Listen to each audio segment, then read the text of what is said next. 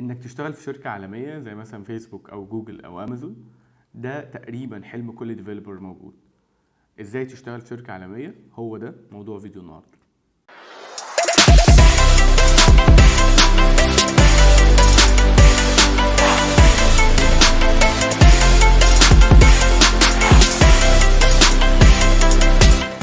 السوفت وير اندستري صناعة كبيرة ومفتوحة، ممكن ناس كتير من مجالات مختلفة يشتغلوا فيها. دي حاجة بتخلي المنافسة أصعب بكتير.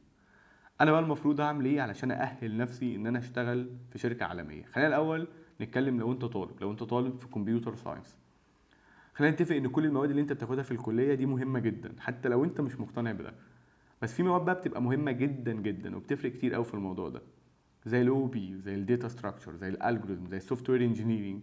الاربع مواد دول بالذات لازم تبقى فاهمهم كويس قوي، سواء اكاديميا وسواء انت في الحاله العمليه. يعني انت فاهم الاو بي دي اتعملت ليه، الداتا ستراكشر لازمتها ايه، الالجوريزم، وهكذا وهكذا وهكذا.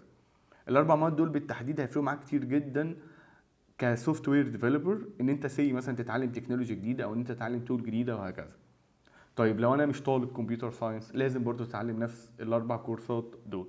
لازم تشوف اي مصدر كويس جدا وتتعلم منه الكلام ده، عشان دوت هيبقى المفتاح اللي هيقدر يخليك تشتغل في شركة عالمية كبيرة.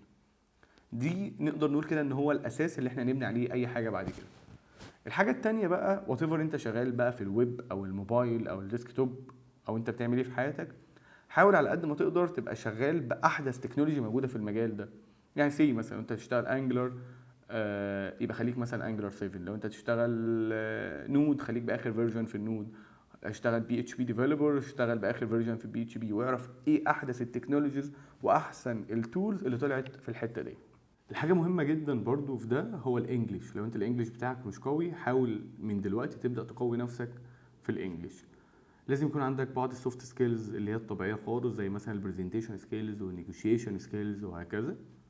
في حاجه مهمه جدا بقى، ان انت لازم يكون انت كديفلوبر عندك القدره ان انت تتعلم اي حاجه جديده، او ان انت في اي وقت تقدر تغير الفيلد اللي انت شغال فيه وتتعلم فيلد جديد مختلف تماما عن اللي انت كنت شغال فيه قبل كده. انك تشتغل في شركه عالميه دي حاجه مش صعبه قوي، وخصوصا ان في طلبه كتير من جامعات زي القاهره وحلوان وعين شمس وجامعات خاصه كتير قدروا يعملوا ده. ده كان موضوع فيديو النهارده، وان شاء الله نشوفكم الفيديو الجاي على خير.